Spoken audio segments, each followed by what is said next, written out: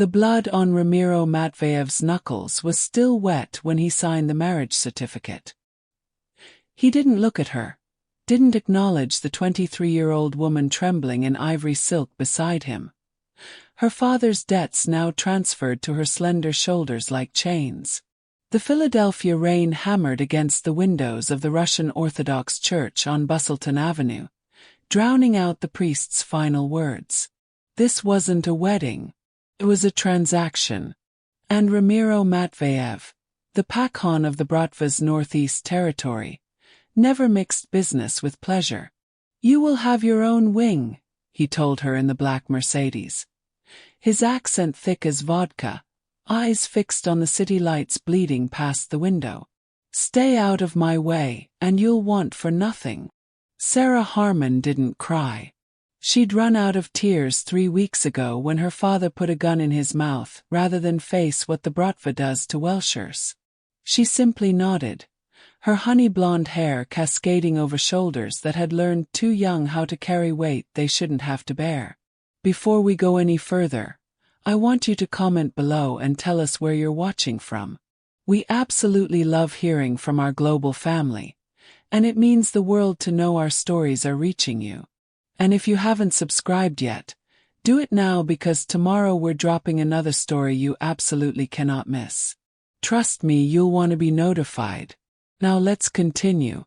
The Matveyev estate sat in the wealthy suburbs of Chestnut Hill, a fortress disguised as a mansion, where old money whispered to new blood. Ramiro's world was one of territory and tribute, of thieves-in-law who'd earned their stars in Siberian prisons, of autoritet, authority, maintained through strategic violence and absolute loyalty.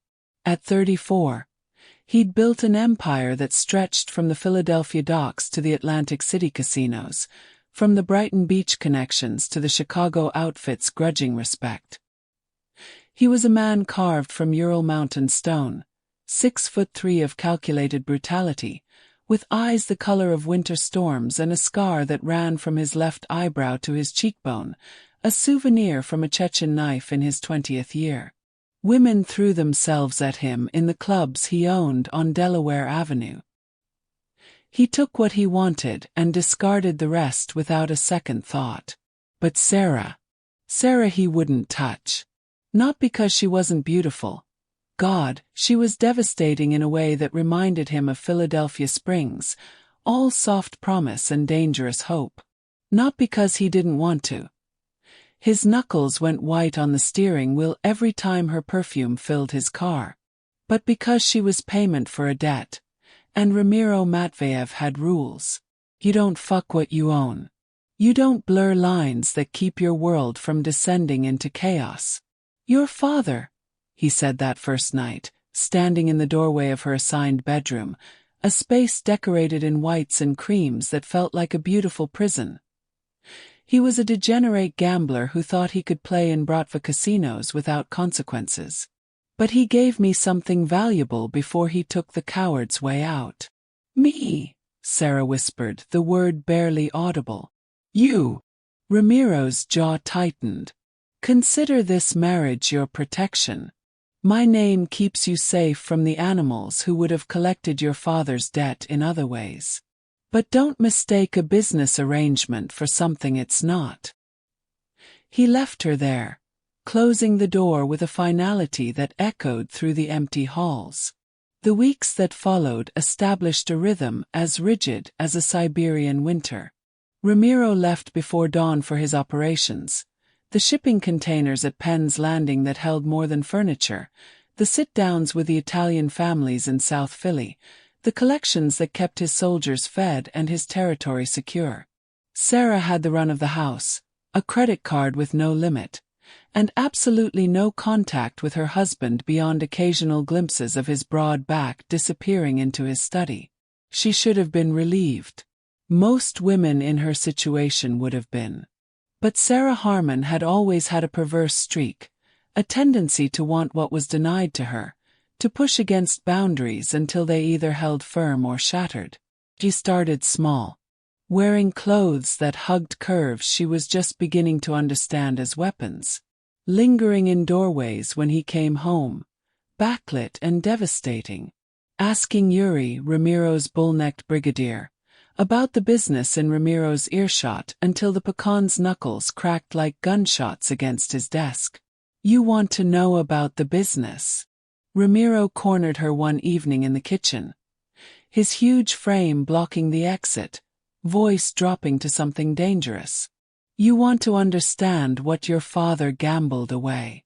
What world you're living in now. Sarah lifted her chin, green eyes defiant. I want to understand why my husband treats me like furniture he's storing for someone else. Something flickered in those winter storm eyes. Surprise, maybe even respect, before the ice reformed. Because that's what you are. A debt. Paid in full. But his gaze lingered on her mouth a second too long, and Sarah filed that information away like currency. The turning point came on a Thursday in late September. Ramiro was hosting a sit-down at Nikolai's, the Russian supper club he owned in northeast Philadelphia, where the borscht was authentic, and the back rooms held conversations that decided who lived and who disappeared into the Delaware River wearing concrete boots. It was supposed to be Bratva only. His lieutenants, a representative from the Brighton beach bosses, and Alexei Volkov, a vor v Zakwan, a thief-in-law, visiting from the Chicago territory. Sarah wasn't supposed to be there.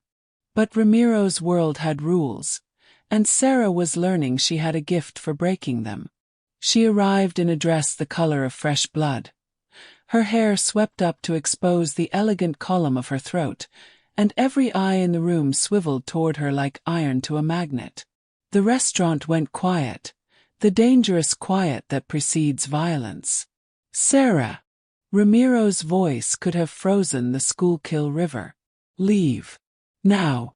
But Alexei Volkov was already standing, his handsome face splitting into a smile that didn't reach his calculating eyes.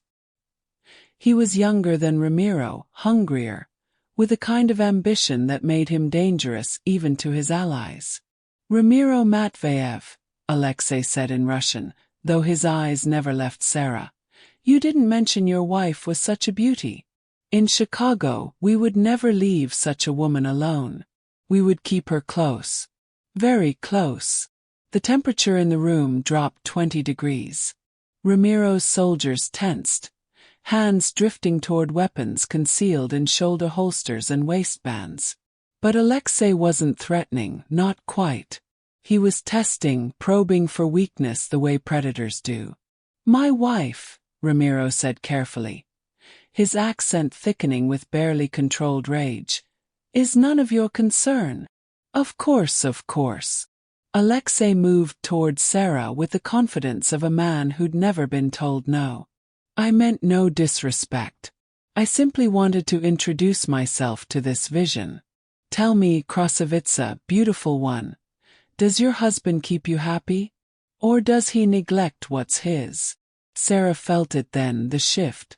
The way Ramiro's entire body coiled like a spring compressed past its breaking point. She'd pushed and pushed, and now she was about to see what happened when an immovable object finally moved.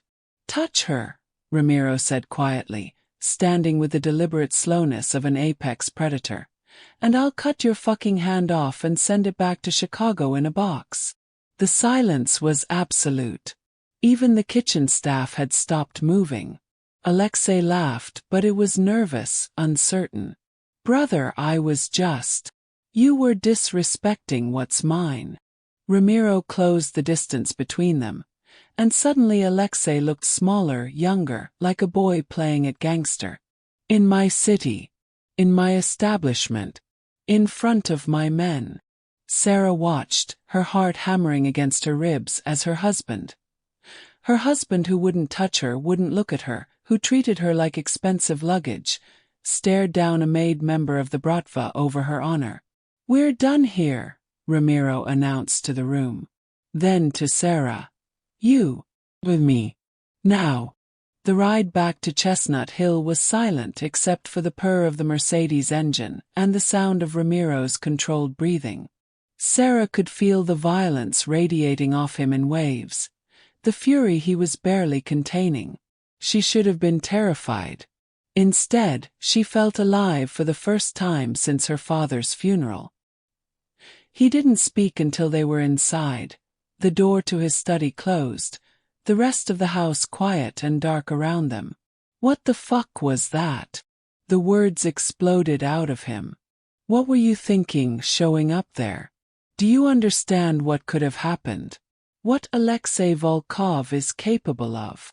I was thinking, Sarah said evenly, that I'm tired of being invisible, of being a ghost in your house, of being married to a man who won't even look at me. I look at you. The confession seemed torn from him. I look at you every goddamn day, and it's killing me. The air between them crackled like lightning seeking ground. Then why? Sarah moved closer, her courage fueled by weeks of frustration and loneliness and wanting. Why won't you touch me? Because if I start, I won't stop. Ramiro's control was fracturing.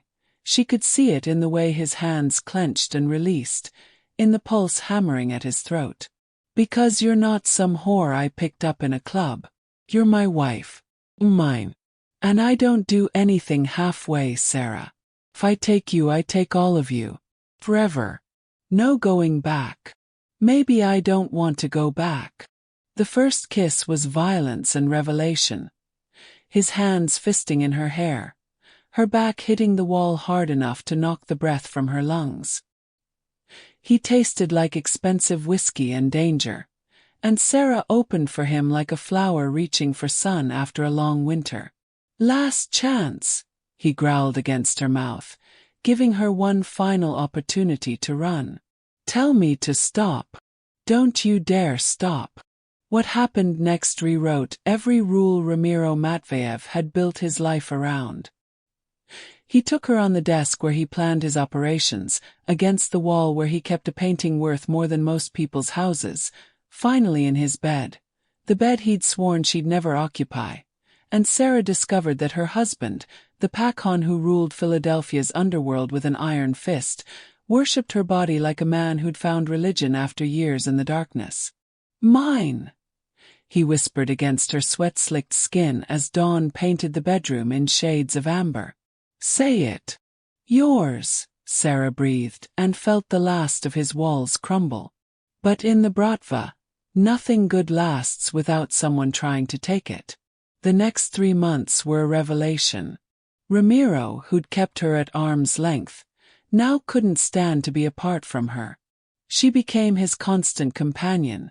Not in the business itself, he'd never expose her to that darkness, but in everything else. Dinners at the best restaurants in Rittenhouse Square. Weekends in Atlantic City where he showed her off like a prize he'd won. Quiet mornings where he taught her Russian in bed, laughing when she butchered the pronunciation, then making love to her until she forgot every language except the one their bodies spoke together. His men noticed. Course they noticed. The Pakhan who'd been all business, who'd never let a woman cloud his judgment, was suddenly leaving meetings early to get home to his wife. Was suddenly smiling. Was suddenly, unmistakably, vulnerable. And Alexei Volkov, nursing his humiliation back in Chicago, noticed too. The attack came on a Tuesday in December, when Philadelphia was buried under the year's first serious snow. Ramiro was at a warehouse in Port Richmond, dealing with a shipment problem. Sarah was supposed to be safe at home with Yuri and 2 other soldiers standing guard. But the men who came for her weren't street-level bikie bulls. They were professionals. Alexei had hired Chechens, men who moved like smoke and hit like hammers, who bypassed the security system Ramiro thought was impenetrable and were through the door before Yuri could reach for his weapon. Sarah woke to a hand over her mouth and the cold kiss of a knife against her throat. Ramiro Matveyev thinks he can disrespect Avor v. Zakwan, a voice whispered in Russian-accented English. He's about to learn what that costs. They took her to an abandoned factory in Kensington, the kind of place where screams got lost in the wind off the river. Alexei was waiting there, looking every inch the ambitious monster Ramiro had recognized at that first meeting.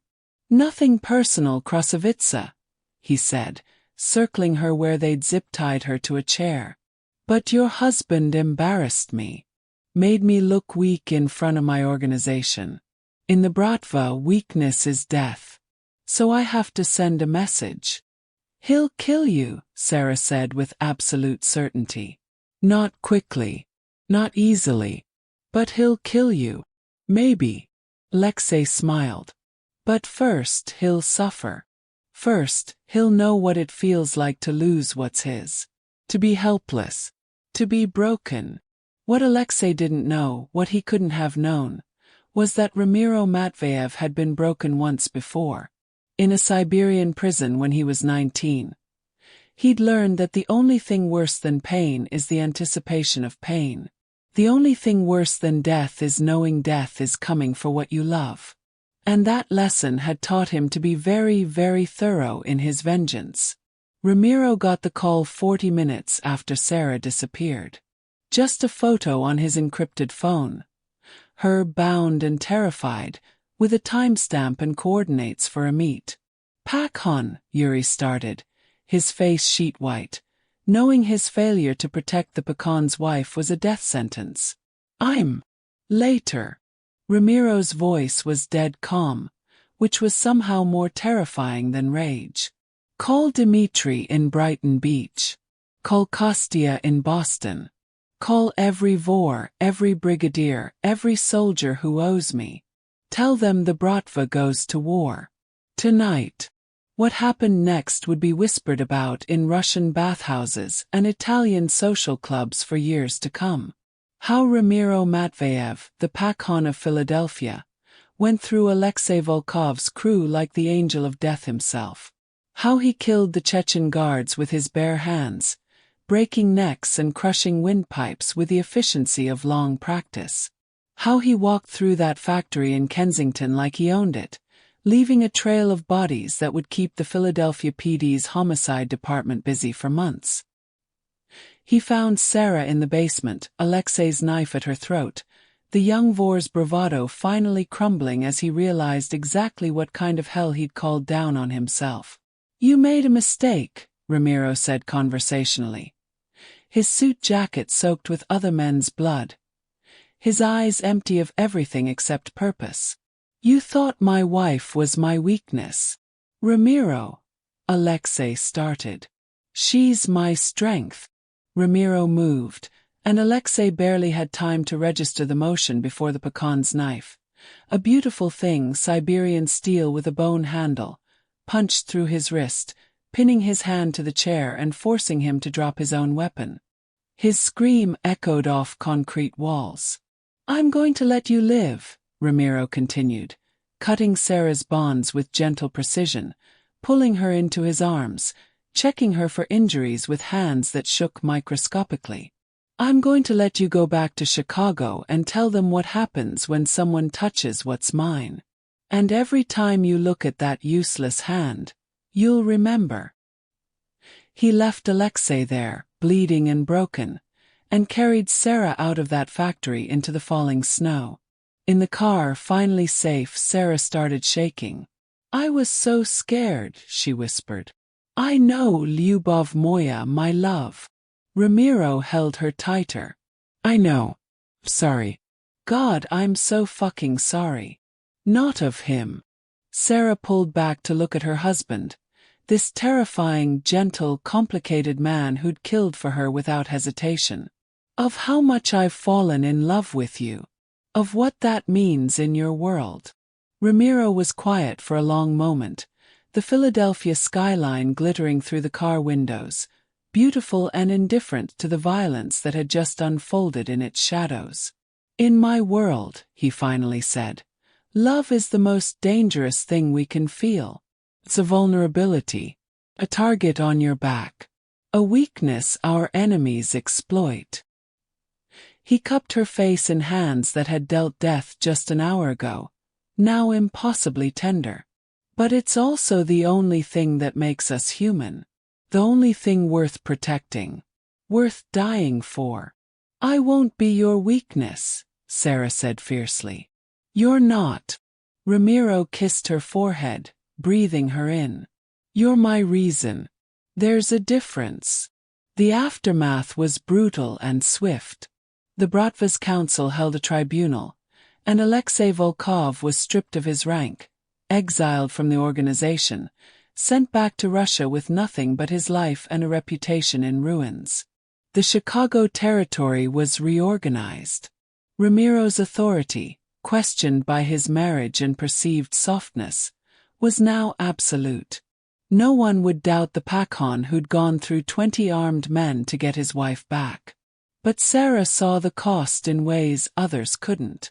The nightmares Ramiro had, jerking awake drenched in sweat, reaching for her to make sure she was real. The increased security, the tightened protocols, the way he never fully relaxed anymore, even in their bed. The weight of what he'd done, and what he'd do again without hesitation, settling into the lines around his eyes. Do you regret it? She asked him one night, 6 months after Kensington, as they stood on their balcony overlooking the Philadelphia lights. Marrying me. Letting yourself feel this.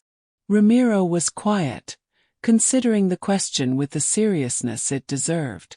Snow was falling again, turning the city into something beautiful and clean, however temporarily.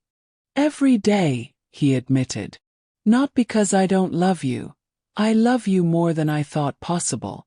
But because loving you means I gave our enemies the blueprint for destroying me. It means every decision I make, every risk I take has to account for your safety. It means I'm not just responsible for my territory, my men, my operations. I'm responsible for your heartbeat, your happiness, your life. He turned to face her, this dangerous man who'd chosen her, this Pakhan who ruled an empire but kneeled before his wife. But I'd make the same choice again, Ramiro continued. Every time. Because before you I was just existing. Moving pieces on a board. Building an empire with no one to share it with. No reason except momentum and tradition. You gave me purpose beyond power. You made me want to be more than just the monster everyone expects. Sarah felt tears prick her eyes. I don't need you to be more than you are. I know. His smile was sad and knowing. That's why I love you. They stood there in the snow, two people who'd found each other in the worst possible circumstances, who'd built something real from a transaction, who'd chosen love in a world that punished such choices. And if the cost was constant vigilance, if the price was always looking over their shoulders, if the trade-off was living with the knowledge that their happiness painted targets on their backs, well, some things were worth the risk. Some things were worth going to war for. Some things, some people were worth everything. The months turned into years. Ramiro's empire grew, but so did his family. Sarah learned to navigate the Bratva's complex social hierarchy, became fluent in Russian, earned the respect of the wives and the fear of the soldiers. She had Ramiro's children, a son with his father's winter-storm eyes, a daughter with Sarah's defiant spirit, and watched as this man who dealt death without blinking became tender in ways that shocked everyone who knew him. But the lesson remained, written in scars and memories and the bodies buried in unmarked graves outside Philadelphia. In the world of the Bratva, love is both weapon and wound, strength and vulnerability, salvation and damnation all at once.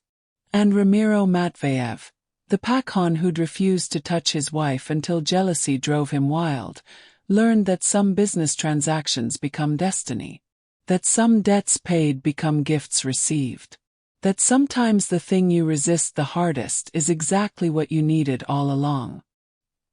He never regretted signing that marriage certificate with blood on his knuckles.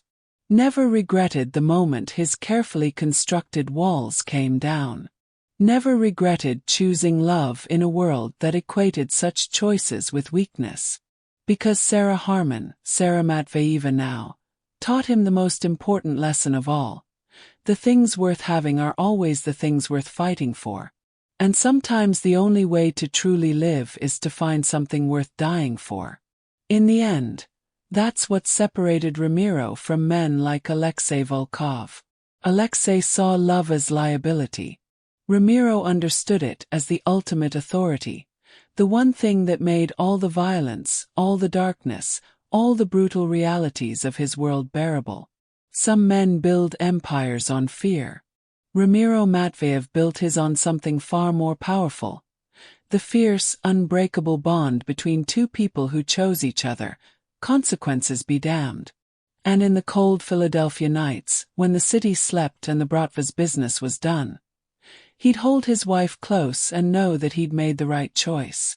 That she was worth every risk, every threat, every moment of vulnerability. That some transactions, against all odds, become love stories worth telling. So what did you think of Ramiro and Sarah's story? Was he right to resist his feelings for so long, or should he have given in sooner? Drop your thoughts in the comments below. We love hearing what you think about these characters and their impossible choices. And if you haven't already, smash that subscribe button because tomorrow we're dropping another story you absolutely cannot miss. Tell us where you're watching from in the comments. Our global family means everything to us, and we love knowing our stories are reaching you wherever you are in the world. Thanks for watching, and we'll see you in the next one.